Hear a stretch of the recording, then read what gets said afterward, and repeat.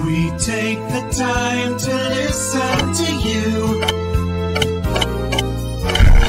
Smart FM.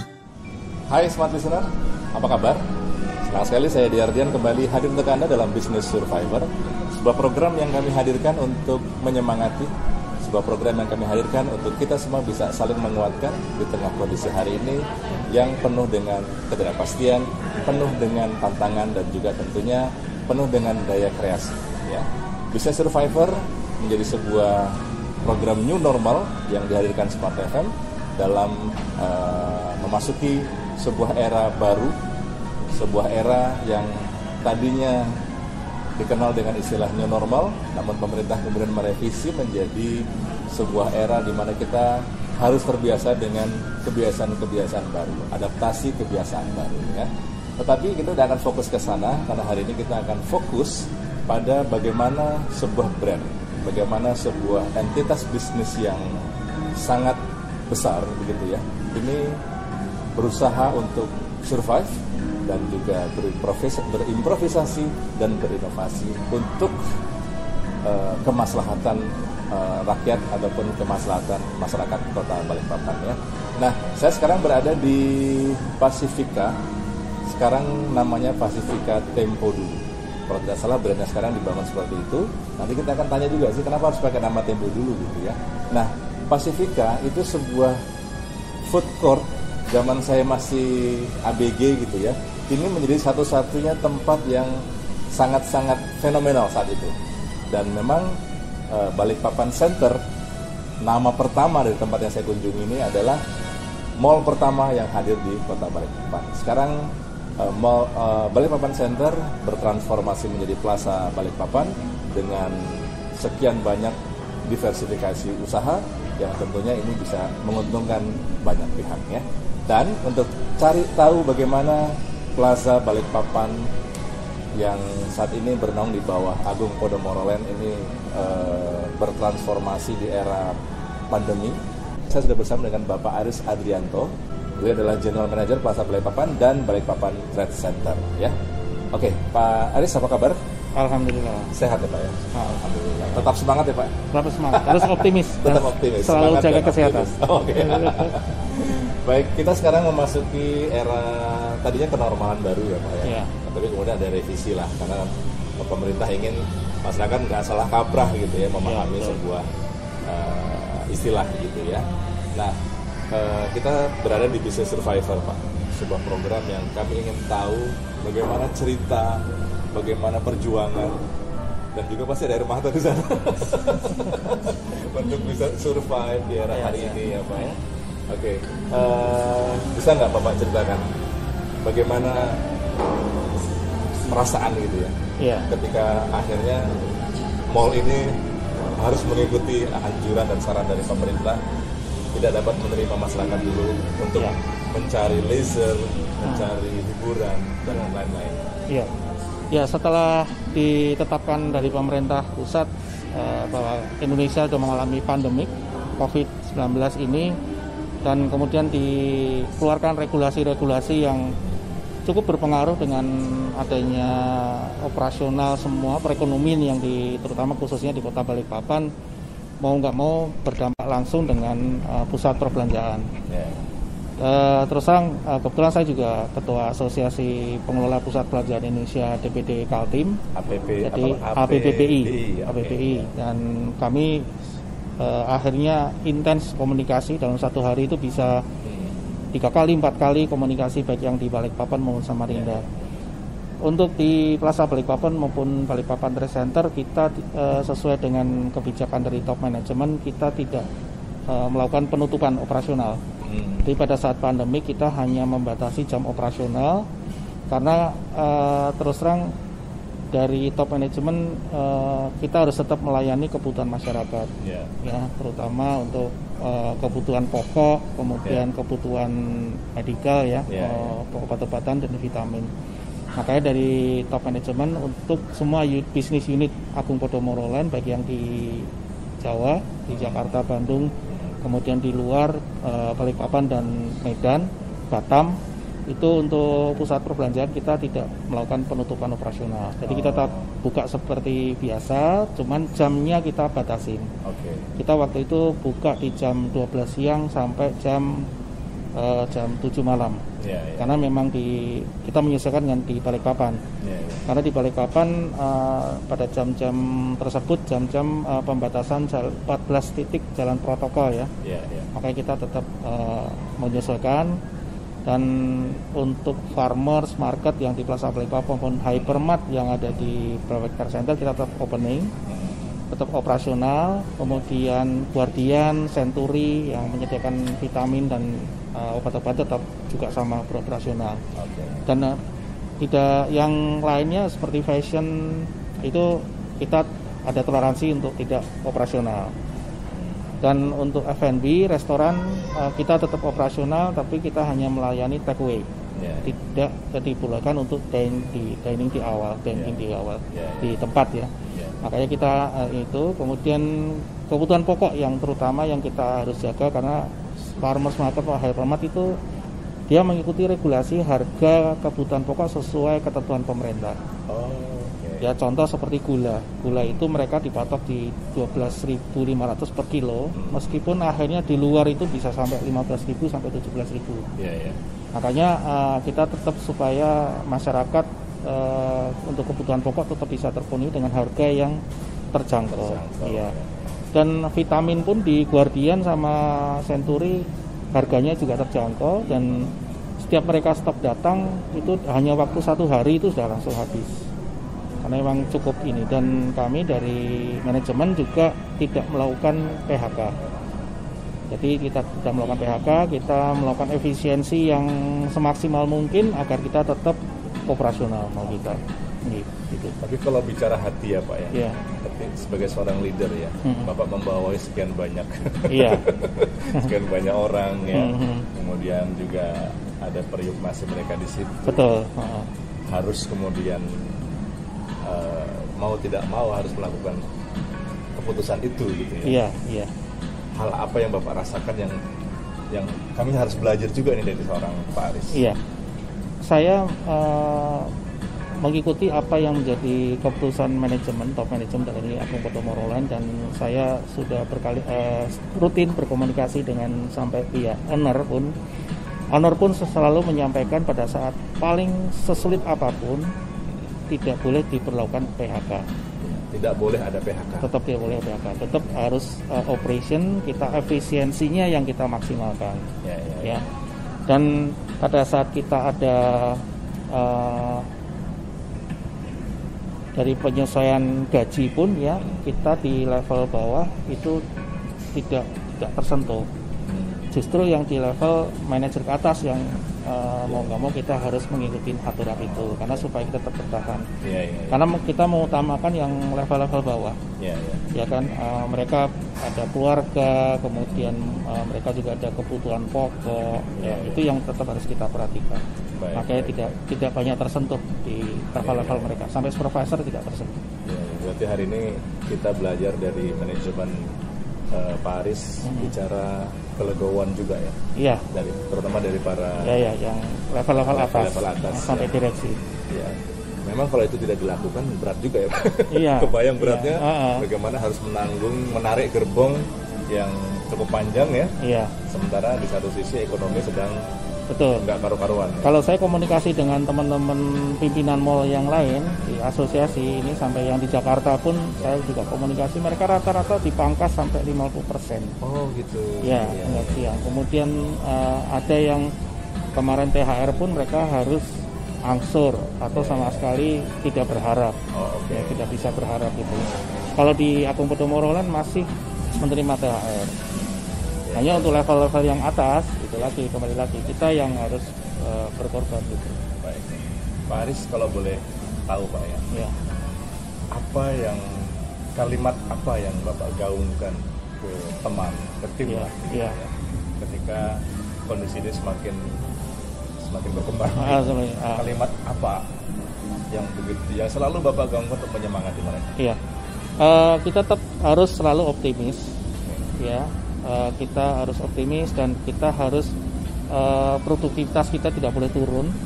Tetap kalau bisa kita lebih tingkatkan lagi, karena pada saat susah ini efisiensi akan berpengaruh dengan kinerja kita. Mau nggak mau kita harus ekstra, ya kan? Dan kita sampaikan ke tim bahwa kalian tidak akan terganggu di sisi finansial kalian gitu. Tapi tolong di ekstra produktivitas ini yang mesti harus kita tunjukkan ke perusahaan sebagai bentuk terima kasih pada manajemen tetap memperhatikan mereka. Dan satu lagi dengan istilah new normal itu tadi yang sudah sampaikan Mas Edi tadi, bahwa new normal pengertiannya adalah kita dengan habit yang baru, selalu menjaga kebersihan. Makanya di tempat kita, terutama teman-teman engineering, hand sanitizer, hand soap dan sabun itu selalu kita siapkan di sudut-sudut tempat mereka bekerja. Kemudian di manajemen juga begitu, hand sanitizer selalu tersedia. Kemudian masker kita bagikan.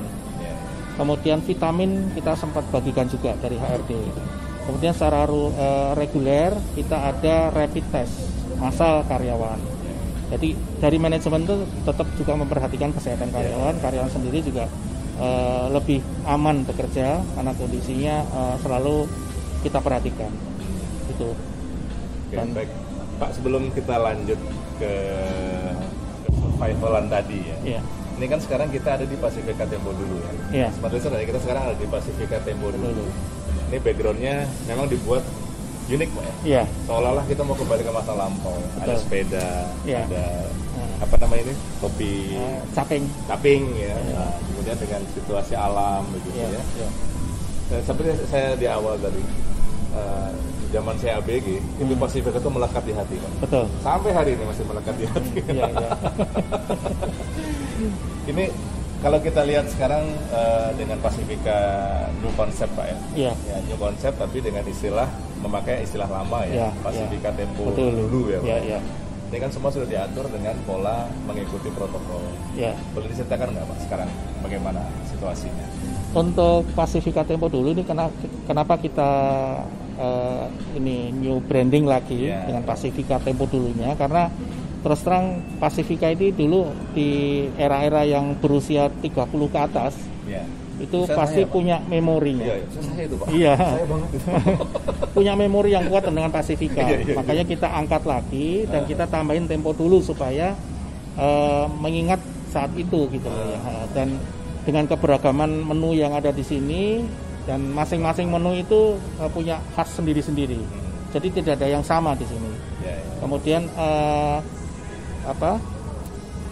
banyak aktivitas di sini yang melibatkan komunitas-komunitas untuk yang arisan ibu-ibu yang zaman-zaman dulu itu supaya mereka ada memori lagi di sini gitu kan. Nah, itu makanya yang kita buat seperti itu. Makanya kita namakan Pasifika Tempo dulu. Tempo dulunya yang kita perkuat. Jadi kembali mengulang kenangan-kenangan indah. Kalau masa remaja. Kalau saya kemarin ngobrol sama teman-teman media, itu mereka cerita sekarang mereka sudah nggak wartawan lagi itu. Ada yang sudah kamret, sudah ada yang manajer kan. Mereka ngumpul, Pak Aris. Dulu wartawan kita ini sebelum ke Pemkot, ya kan hanya berapa ratus meter kan. Kita rendevousnya di Pasifika, Pak. Ngumpul dulu di Pasifika, kita makan terus baru ke Pemkot. Harapannya sekarang juga masih seperti itu, saya bilang. Ada berapa kemarin wartawan ya sudah ngumpul di sini gitu kan. Tapi mudah-mudahan kedepannya bisa menjadi ikon kembali lah Pasifika ini. Tempo dulu. Terus terang untuk pada saat pandemi kemarin sempat selama 2 bulan lebih Pasifika memang close. Karena memang tidak boleh dine in di tempat dan agak kesulitan kalau harus take away. Karena mereka kan masakan fresh dan mereka pengusaha-pengusaha kecil, pengusaha lemah kan, makanya dan ini baru buka baru jalan di 3 minggu ini baru opening. Dan seluruh tempat duduk sekarang diatur sesuai dengan protokol ya, Pak? Sesuai satu meja hanya maksimal 2 ya? Itu pun selang-seling ya? Jadi ada tanda-tanda lah di situ ya, Pak ya, yang dipasang sehingga tidak ada kerumunan dalam tanda kutip ya, yang terlalu rapat. Gitu, ya. Jadi Smart Listener, apapun kondisinya, memang seperti Plaza Balikpapan, Balikpapan Trade Center itu adalah tempat yang menjadi magnet orang untuk datang. Sehingga penegakan protokol kesehatan ini sangat penting. Tetapi bisnis kan harus berjalan ya Pak ya.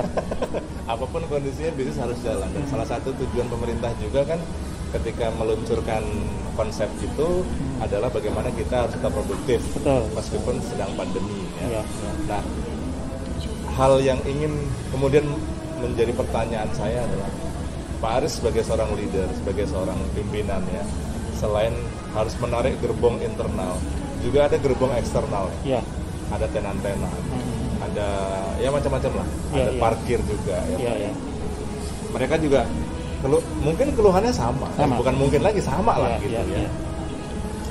Bagaimana upaya manajemen? Bagaimana upaya Bapak? Dalam tanda kutip memberikan rasa ketenangan kepada mereka. Yang jelas kami memberikan insentif buat tenan-tenan kami yang ada di Plaza Balikpapan maupun di Balikpapan Trade Center. Karena bagaimana juga mereka kan harus tetap bertahan. Bertahan mereka minimal mereka biaya operasional sudah tertutupi. Makanya kami beri insentif dalam bentuk ada bermacam-macam ya, diskon sewa, diskon service charge, dan kita sudah berikan semaksimal mungkin. Karena satu sisi kita juga secara internal udah efisiensi, makanya kita di eksternalnya kita memberikan insentif seperti itu. Dan kami tetap berkomunikasi dengan mereka. Dan mulai bulan Juli ini, selama bulan Juli ini kita sudah mulai program-program belanja. Apa itu Pak?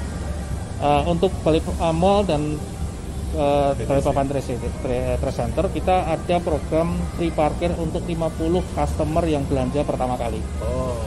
Jadi untuk weekend mulai hari Jumat, Sabtu, Minggu free parkir selama 2 jam, dan itu cukup efektif, cukup membantu customer untuk datang kembali ke tempat kita, bahwa kita bisa berbelanja, karena kita sudah memkampanyekan juga bahwa untuk ke mall itu tetap aman.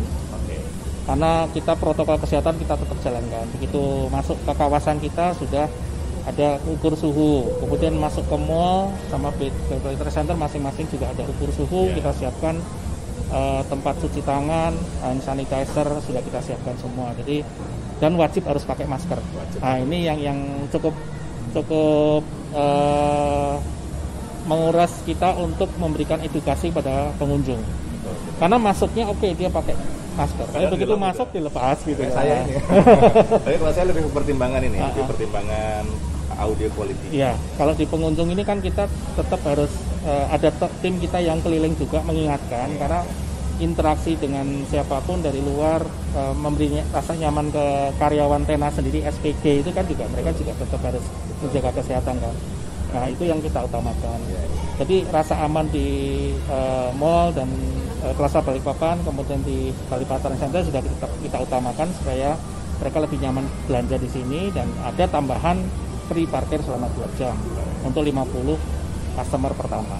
Itu bentuk lain dari inovasi juga ya Pak. Betul. Breakthrough kepada mereka, sehingga paling tidak insentif breakthrough dalam bentuk insentif ini mampu menopang kaki yang sudah agak mulai goyang ini. Iya, supaya tetap mereka bertahan ya. Goyang dikit nggak apa-apa lagi. Oke Pak, kita jeda sebentar ya. Nah, kita nanti akan lanjutkan. Kita sambil cari spot yang lain ya Pak ya, yang lebih asik di yang untuk jadikan background begitu ya. Baik, smart listener, Anda jangan kemana-mana. Kami masih akan bersama dengan Pak Aris, dan kita juga akan masih menggali bagaimana beliau bersama tim itu bisa mengupayakan yang namanya breakthrough, ataupun juga bagaimana survive-nya itu di era yang saat ini memang betul-betul era disrupsi begitu ya, era yang sangat membingungkan begitu ya. Baik, kami kembali untuk Anda sesaat lagi. 97.8 Smart FM, Smart Listener, kita kembali di Business Survivor ya.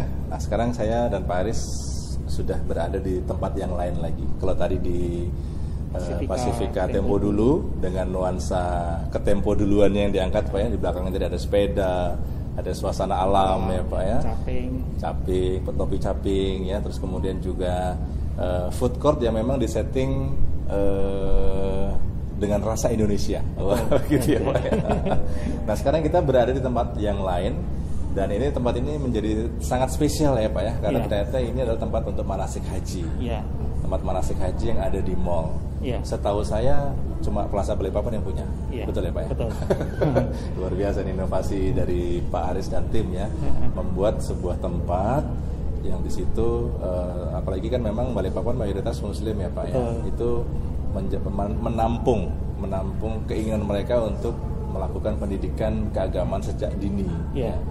Baik Pak, ini kita kembali ke Survivoran Plaza Balikpapan. Betul. Dan juga Balikpapan Trade Center ya. Kita melihat bahwa setelah 3-4 bulan berjalan, pada akhirnya semuanya harus bergerak. Iya. Kita nggak bisa lagi diam, masyarakat juga tidak bisa lagi hanya mengharapkan yang namanya subsidi, bantuan dan lain-lain. Betul. Harus produktif dan inovatif. Iya. Nah, kalau saya boleh tahu Pak, sebetulnya kalau pengelolaan mall begitu ya, baik yang mall kelas menengah ataupun yang mungkin menengah ke bawah, itu urat nadinya di mana sih Pak, sehingga mall itu tetap bisa survive dan bertahan di era seperti ini? Iya. Hal apa sih yang bisa membuat mereka tetap bisa beroperasi begitu? Ya, kalau mall ini sebetulnya kita mengukurnya dari okupansi tenan yang ada. Yang nyewa ya Pak? Ya, menyewa. Seperti di Plaza Balikpapan kita sudah 76% okupansinya. Kita di tahun ini targetnya ada di 85% target kita untuk tercapai. Cuma dalam kondisi pandemik mau tidak mau kita harus mereview lagi kita ini targetnya. Kemudian untuk di Balikpapan Trade Center juga sama. Balikpapan Trade Center saat ini okupansinya juga sudah di atas 50%. Ya, itu yang membuat kita tetap bertahan. Dan dari okupansi itu kan pasti ada income kan dari kami. Tapi secara operasional yang memakan biaya itu kita juga tetap harus efisiensi.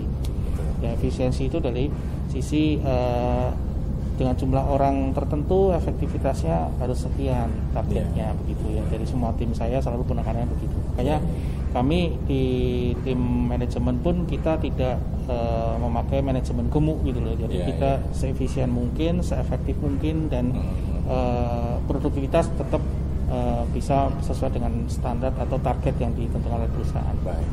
Pak, kalau boleh tahu, ini terjun bebas, apakah layak untuk kalimat yang layak untuk saya pakai untuk menggambarkan kondisi mall pada awal itu? Pada saat kemarin akhir Maret. Iya, mulai akhir Maret ya? Ya, mulai akhir Maret minggu ketiga ya kalau nggak salah.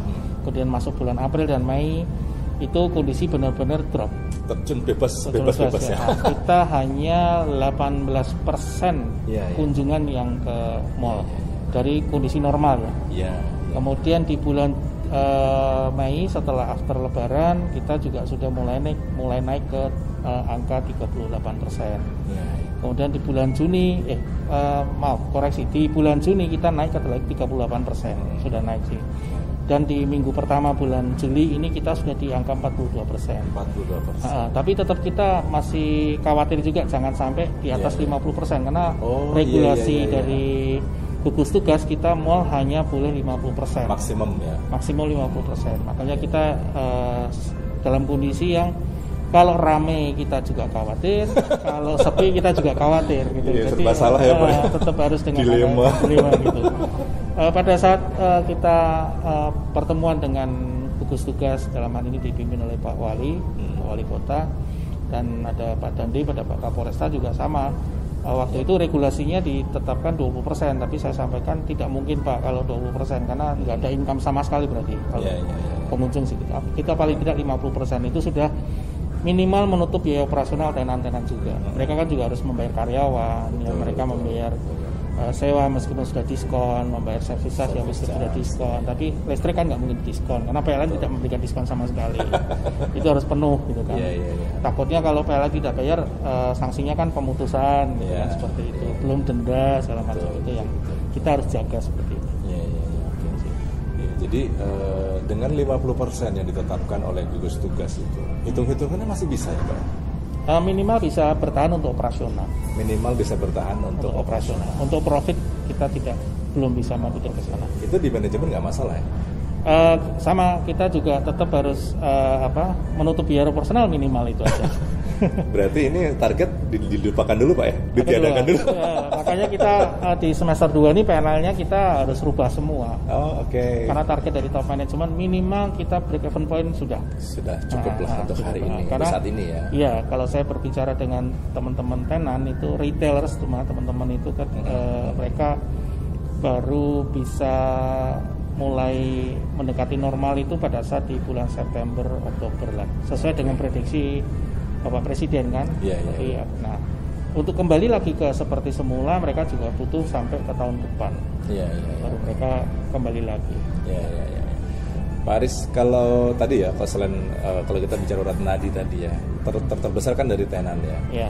Kemudian yang kedua kalau saya tidak salah adalah event ya Pak ya. Event, karena memang Bapak pasti menyediakan banyak tempat untuk dijadikan sebagai sarana kegiatan. Iya. Nah, event pun juga akhirnya terjun bebas. Betul. Sampai hari ini masih belum pulih juga katanya. Belum meskipun bisa. belum bisa pulih seperti sedia kala ya. Meskipun minggu lalu kalau tidak salah ya, dan sudah melakukan simulasi dan lain-lain ya. Hasilnya seperti apa sih Pak kalau boleh tahu? Jadi itu bermula dari 2 minggu sebelum simulasi dilaksanakan kita sudah intens komunikasi dengan teman-teman asosiasi event organizer. Iya, event kreatif, industri kreatif. Iya, industri kreatif. Dalam hal ini mereka awalnya adalah berkeluh kesah dengan teman kita mall. Wah, kita seperti ini apa susah segala macam. Akhirnya kita diskusi kecil di situ, kemudian kita ke gugus tugas. Kita menghadap, tapi kita paling tidak siapkan protokol kesehatan yang sesuai dengan regulasi dari gugus tugas. Akhirnya kita ketemu dengan tim gugus tugas dalam hal ini bidang pengamanan dan regulasi, Pak Zulkifli. Kemudian dari situ Pak Zulkifli sudah bisa mulai membuka. Kita welcome. Dan terus terang gugus tugas pun ada keterbatasan. Yang paling paham adalah teman-teman pengelola mall yang sampaikan. Kemudian teman-teman event organizer. Nah, ini kita Pak, kita bantu. Kita susun regulasinya untuk event kita jalankan, tapi protokol kesehatan tetap kita laksanakan. Akhirnya muncullah ide kita bikin simulasi Pak sebagai kick off. Disetujuinya event di Kalimantan Timur, khususnya waktu itu Balikpapan, tapi nanti akan berlaku juga untuk Samarinda. Dari simulasi itu akhirnya kita jalankan semua protokolnya, kemudian kita selesai, kemudian kita evaluasi dengan Dr. Dio selaku Kepala Dinas Kesehatan Kota, dan kemudian ada Pak Wali Kota di situ, ada Pak Dandim, ada Pak Kapolres. Dari gugus tugas Pak Zulkifli juga ikut. Akhirnya diputuskan seperti ini. Nah, nanti kita laksanakan ke depannya eventnya sesuai yang disimulasikan kemarin. Berarti pengunjung juga pengunjung event dibatasi juga ya Pak? Iya, hanya 50% dari kapasitas venue. Contoh misalkan tempat ini. Tempat ini kan menjadi tempat biasa anak-anak PAUD Pak ya. Iya. Melakukan yang namanya belajar manasik haji.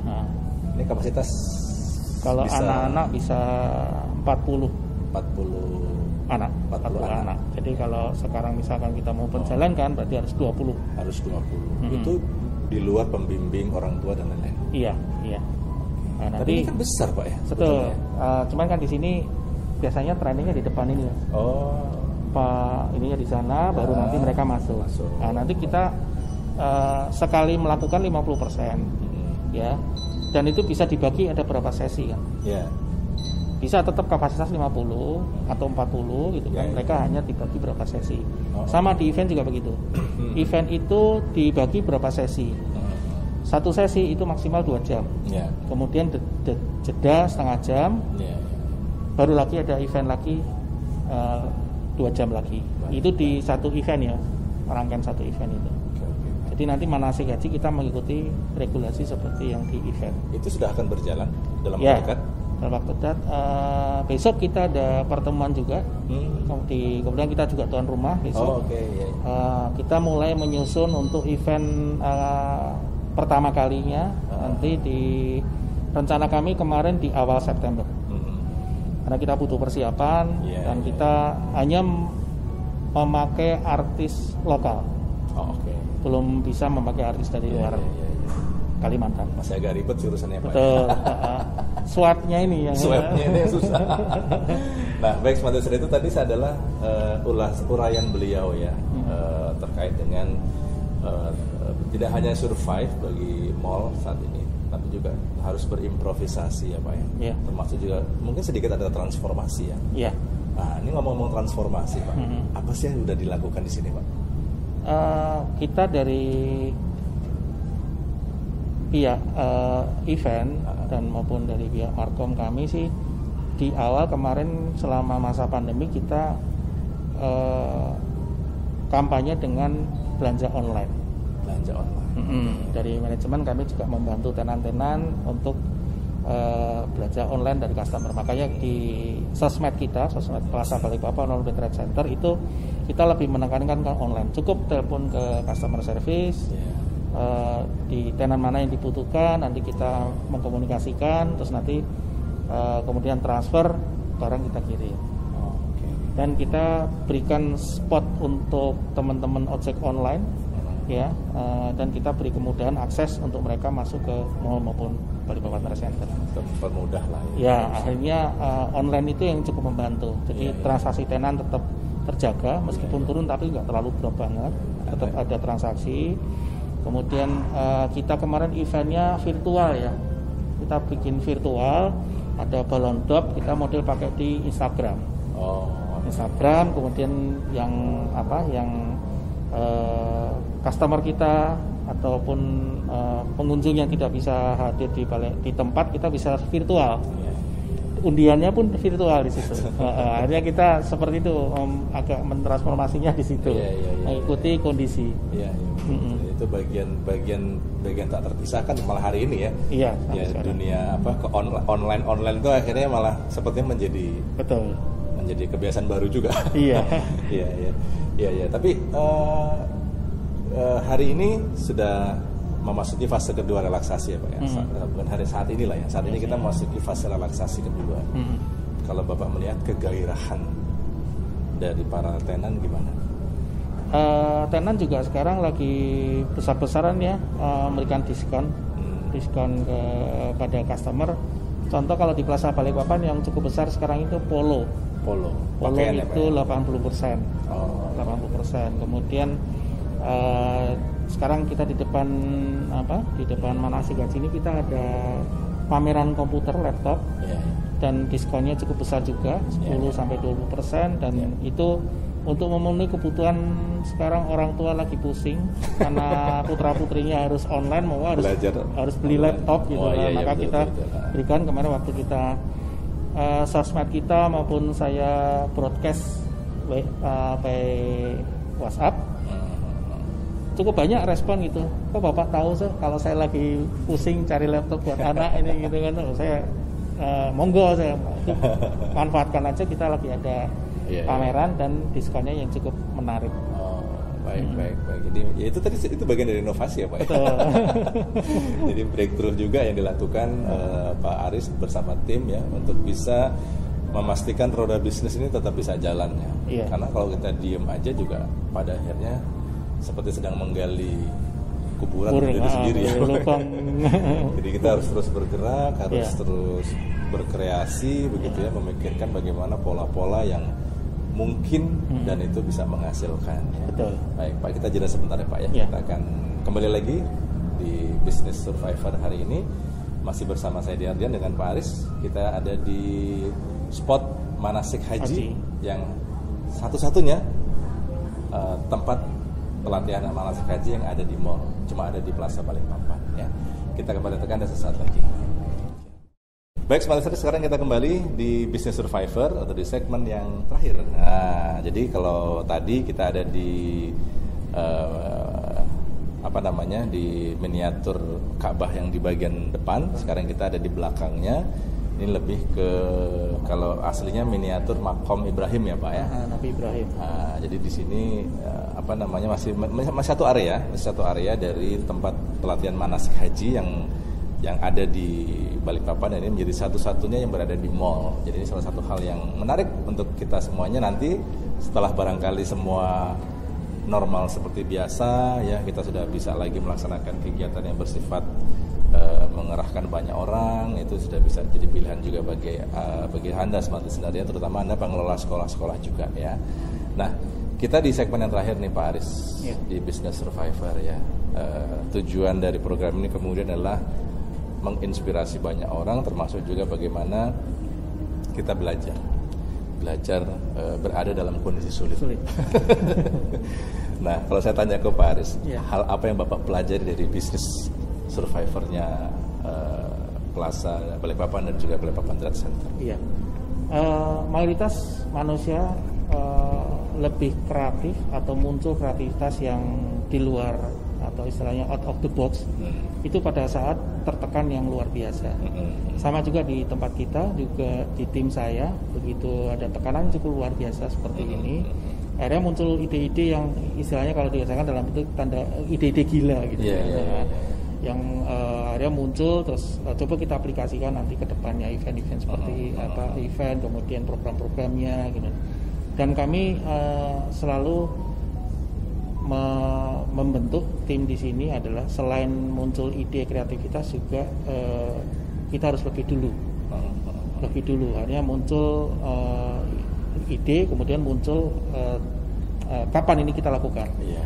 Akhirnya kita lakukan harus selalu yang lebih dulu daripada yang lain. Mumpung lain-lainnya masih mencoba bangkit atau mencoba untuk bertahan dari keterpurukan untuk bangkit ke depannya, kita harus sudah bangkit duluan. Bangkit duluan, kemudian kita melakukan lebih dulu. Seperti contoh program-program yang menarik customer yang kita lebih duluan saat ini, baik yang di Kalimantan Timur maupun khususnya di Balikpapan. Mall-mall lain belum melakukan, kita sudah lakukan dulu. Kemudian di Plaza Balikpapan sendiri di mall, selain program free parking, kita lakukan aja juga adalah shopping program dengan transaksi 250.000 sudah dapat hadiah langsung. Seperti itu yang kita lakukan untuk coba bangkit dari kondisi yang sulit ini. Jadi kondisi sulit bukan menjadi alasan bahwa kita ya sudahlah, kita harus pasrah kita ya apa adanya menunggu customer, enggak, kita tetap harus jemput bola. Jemput bola ya. Satu tadi yang kalimat yang kita bisa ambil dari beliau adalah bagaimana yang namanya keoptimisan itu harus selalu kita jaga ya Pak ya. Tapi kan ini Pak, kita juga mungkin saat ini ya yang namanya COVID-19 ini menjadi trending topic. Betul. Bukan mungkin, pastilah. Sekarang sudah jadi trending topic begitu. Hanya kalau untuk nextnya mall itu hampir mirip dengan kami di radio Pak, konvensional itu kan. Sementara kita menghadapi era digital, virtual dan lain-lain. Nah, apakah ini sudah disiapkan oleh Bapak? Bagaimana kita menyikapi kemungkinan bahwa kemudian pasar virtual itu akan jauh lebih berkembang? Mau nggak mau untuk pengelola pusat perbelanjaan mesti harus berinovasi dan kita harus siap untuk melakukan perubahan.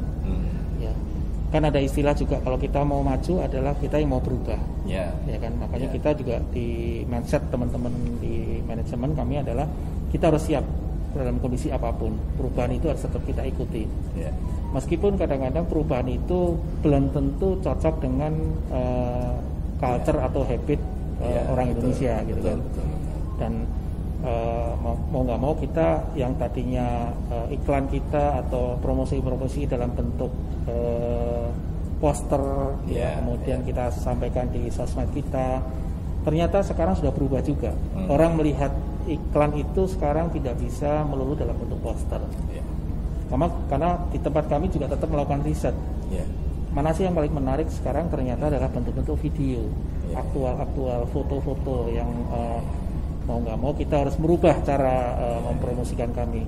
Dan kami sekarang lebih ke video, karena bisa dilihat mereka, menarik nih video, bisa dilihat, bisa aktualnya seperti itu. Jadi nanti saya akan melakukan hal yang sama kalau kita masuk ke mall, akan mengalami hal yang sama pada saat saya melakukan di mall.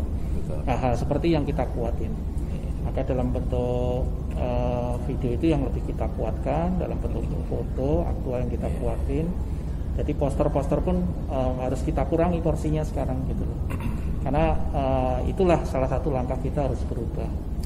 Itu online yang tadinya kita agak tidak kita inginkan sentuh ya sekarang mau nggak mau kita harus aktif juga melakukan online juga. Betul. Jadi sebetulnya tidak hanya orangnya yang harus beradaptasi dengan kebiasaan baru, tapi bangunan fisik pun harus juga ikut adaptasi kebiasaan baru. Betul, gitu ya. Iya. Dalam hal ini pengelolanya gitu ya.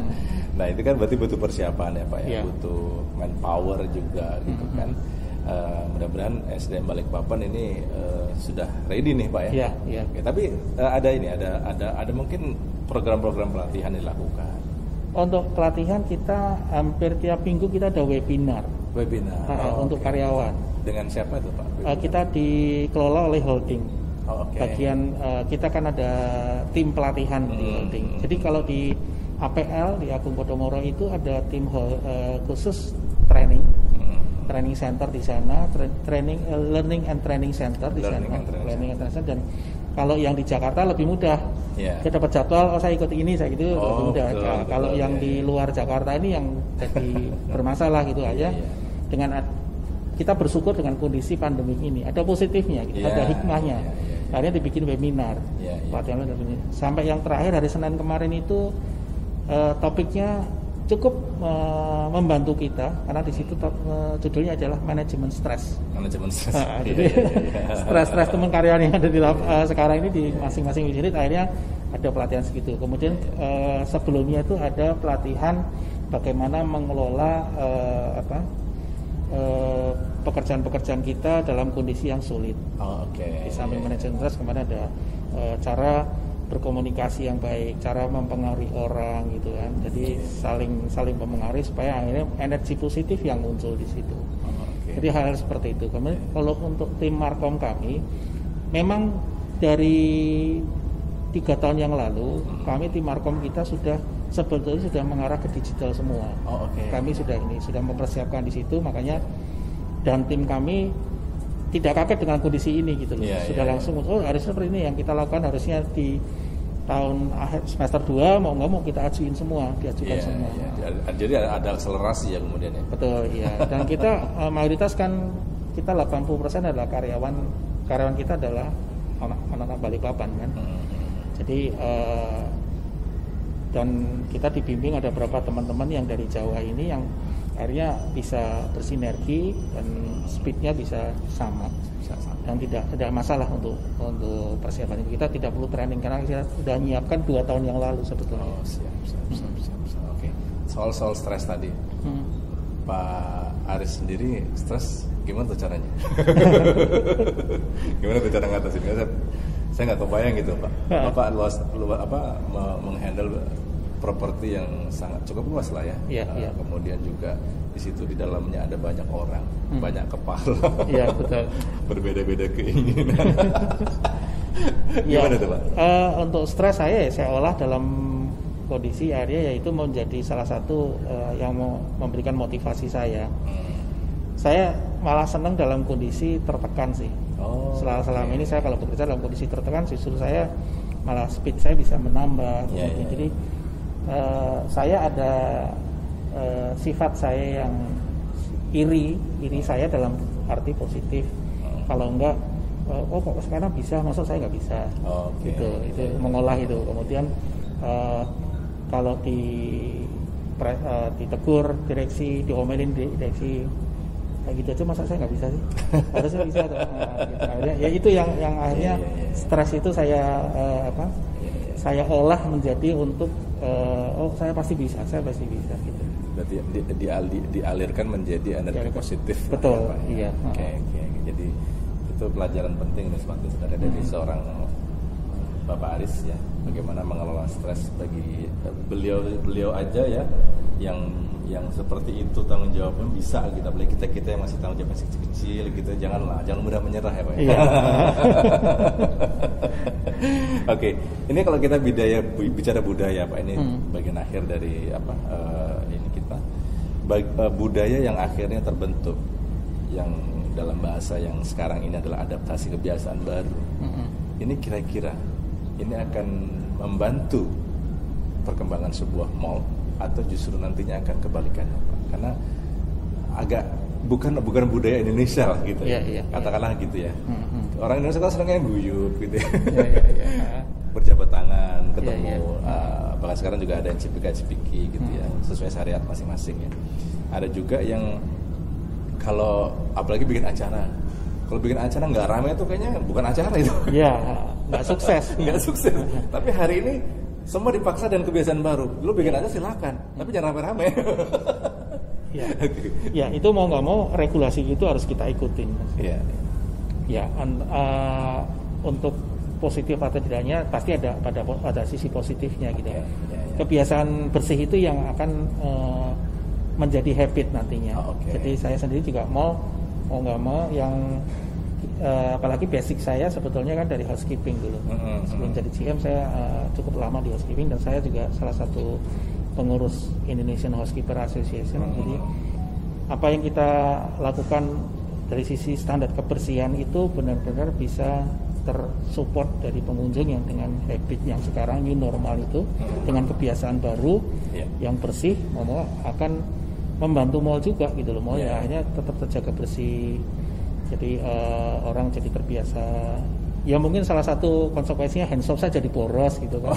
Ya nggak apa-apa. Air tapi jadi lebih banyak. Air juga lebih banyak. Tapi kondisinya jadi bersih. Orang tidak membuang sampah sembarangan. Kemudian kebiasaan duduk yang tadinya tidak terjaga menjadi sekarang terjaga. Jaga jarak seperti itu. Dan akan kembali pulih kalau menurut prediksi Bapak dengan kondisi Balikpapan dan berbagai macam instrumen ekonomi lainnya. Dari teman-teman kalau kita diskusi teman-teman mall terutama itu kita paling mendekati normal setelah bulan September seperti prediksinya Bapak Presiden ya. Tapi untuk retailer sendiri, tenan-tenan itu mereka kan bisa pulih itu baru bisa di tahun depan. Ya, untuk mengembalikan kebiasaan orang yang tadinya sedikit ke mall, sekarang kan mereka berhati-hati juga. Meskipun kita sudah sampaikan mall itu aman, mall itu juga tetap jaga kebersihan, desinfektan juga kita tetap rutin. Dan perlakuannya juga kita lebih ekstra sekarang. Ya mudah-mudahan itu tetap orang akan datang ke mall, tapi dalam kondisi yang sehat. Siap. Pesan terakhir Pak. Iya, pesan terakhir. Sebelum akhirnya kita benar-benar berpisah. Pesan buat teman-teman yang profesional terutama atau pelaku bisnis, tetap positive thinking. Kemudian motivasi tidak boleh turun. Hadapi semua perubahan ini dengan hal-hal yang positif, bentuk kebiasaan atau karakter kita untuk lebih baik lagi. Improvement tetap harus dilakukan. Mudah-mudahan pandemik akan cepat berakhir, ketemu virusnya, jadi kita bisa lebih nyaman dan aman. Dan kebiasaan bersih ini tidak boleh hilang. Tetap disiplin, sehat. Apapun kondisinya, memang bersih itu sebagian daripada keimanan lah ya. Keimanan kehidupan kita. Kehidupan kita juga. Gitu. Jadi meskipun nanti pandemi berakhir, yang namanya kebiasaan bersih itu harus tetap kita jalankan. Pak Aris, terima kasih banyak ya atas waktunya dan atas perkenannya Bapak sudah meluangkan waktu di tengah kesibukan yang sangat padat. Inspirasi hari ini apapun itu kami kembalikan kepada smart listener semuanya. Petiklah yang bermanfaat, yang kurang bermanfaat mohon diberikan koreksi. Yang jelas di situasi hari ini kita tidak hanya harus bisa survive berpikirnya, tapi sudah harus berpikir inovasi, transformasi untuk kelangsungan bisnis kita. Saya Diardian dan Pak Aris pamit. Terima kasih banyak, semoga bermanfaat. Sampai jumpa dan salam sukses untuk Anda. Terima kasih. We take the time to listen to you.